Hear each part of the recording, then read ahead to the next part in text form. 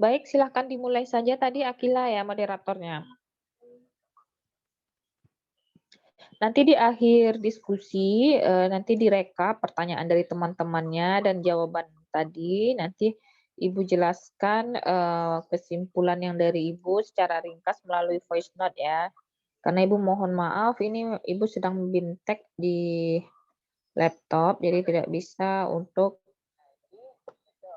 menghidupkan video di Zoom yang dari handphone. Nih Ibu, kalau yang untuk kelas kita dari handphone nih, online-nya.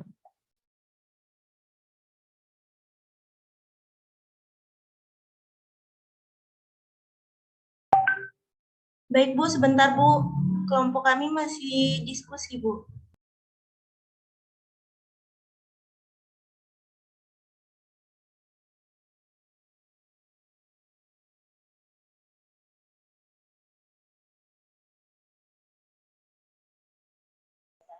Baik, silahkan boleh didiskusikan terlebih dahulu.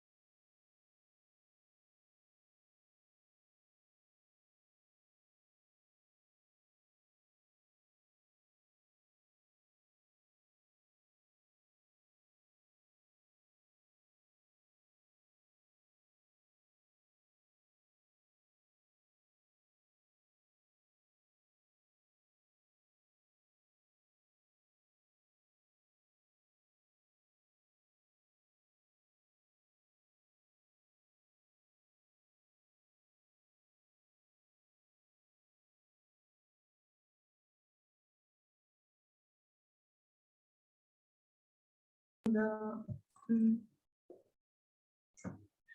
Baiklah, untuk pertanyaan Hermila akan dijawab oleh penyaji kami yaitu Viviana Oktaviani. Kepada Viviana dipersilahkan. Baiklah, saya akan mencoba menjawab pertanyaan dari Hermila, yaitu jelaskan tahapan dari siklus Cori. Yang mana tadi sudah kami lampirkan, mungkin akan jelaskan ulang, itu di mana siklus Cori ini yang pertama ditemukan terjadi antara jaringan otot dan hati yang membentuk siklus, di mana asam laktat yang disintesis oleh sel otot dilintasi glikolisis akan diserap oleh hasil.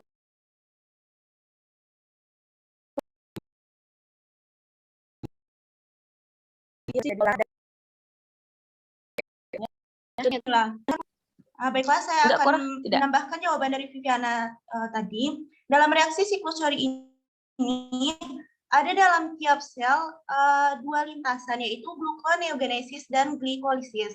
Ini berada dalam koordinasi sedemikian rupa, lintasan yang lainnya menjadi sangat aktif. Sedangkan laju lintas gluconeogenesis ditentukan oleh asam laktat. Di sini ya, berarti gluconeogenesis dan glikolisis.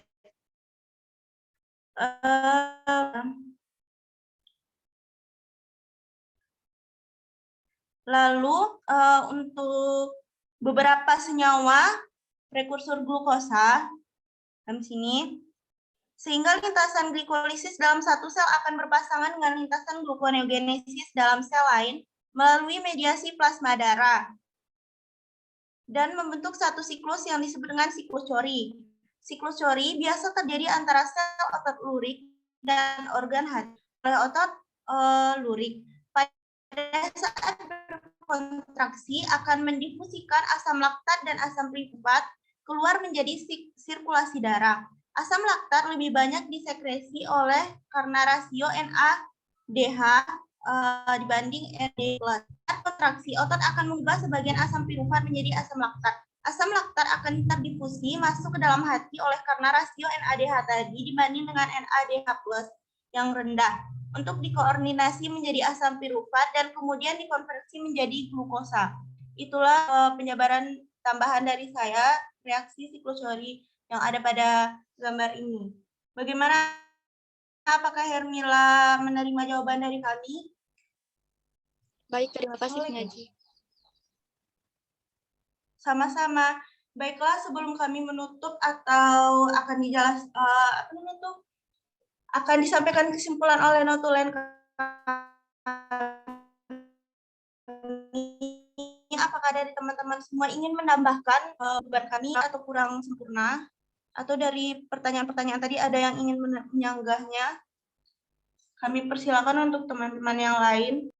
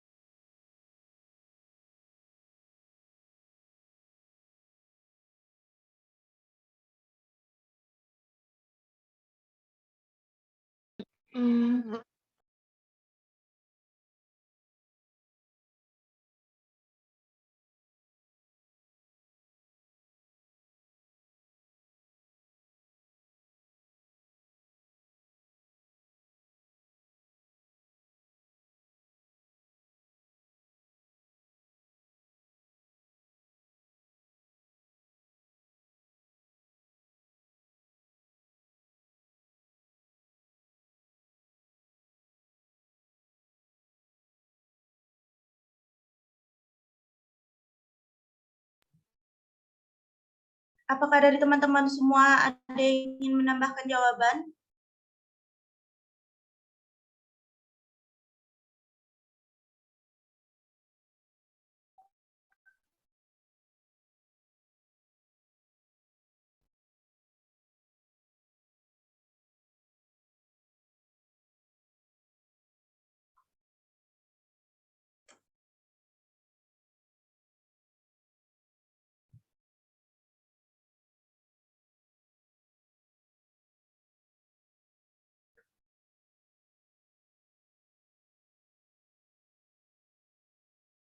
Baiklah, jika tidak ada, saya serahkan kepada Natulen Nur Afani untuk menyampaikan kesimpulan.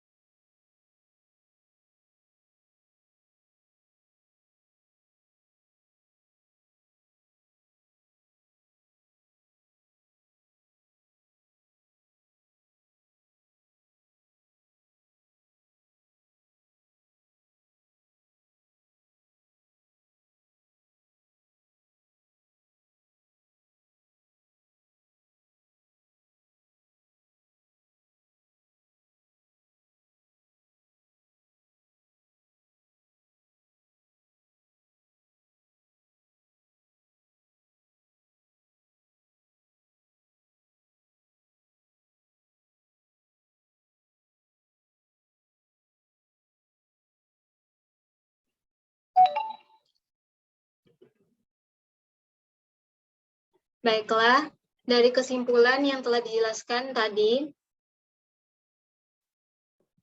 karbohidrat adalah zat organik utama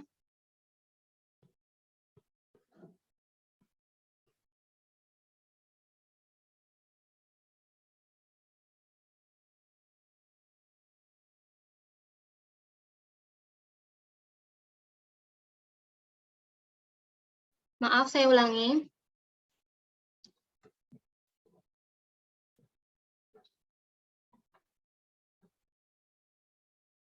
Baiklah, dari kesimpulan yang dijelaskan tadi, karbohidrat adalah zat organik utama yang terdapat dalam tumbuh-tumbuhan yang diproduksi melalui proses fotosintesis. Karbohidrat digolongkan dalam monosakrida, disakrida, trisakrida, dan polisakrida. Setelah dicerna, karbohidrat pada bahan makanan diserap oleh darah dalam bentuk glukosa. Karbohidrat ini langsung dioksidasi untuk menghasilkan energi atau disimpan sebagai cadangan lemak dalam tubuh. Komponen yang termasuk karbohidrat antara lain serat kasar, BETN yaitu bahan makanan berkandungan gula dan pati tinggi. Jagung merupakan salah satu bahan makanan sumber karbohidrat tinggi.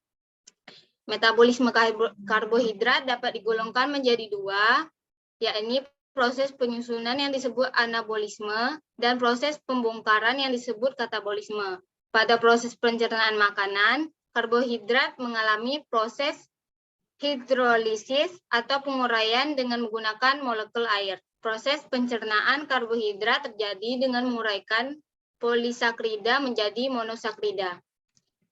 Baiklah, sekian dari kesimpulan yang dapat saya sampaikan. Terlebih terkurang saya mohon maaf.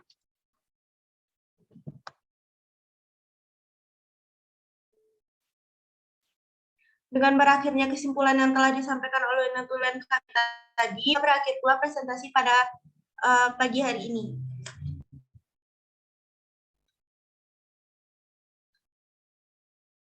Saya sebagai moderator, mohon maaf apabila ada salah-salah dalam pengucapan. Saya akhiri dengan Assalamualaikum warahmatullahi wabarakatuh.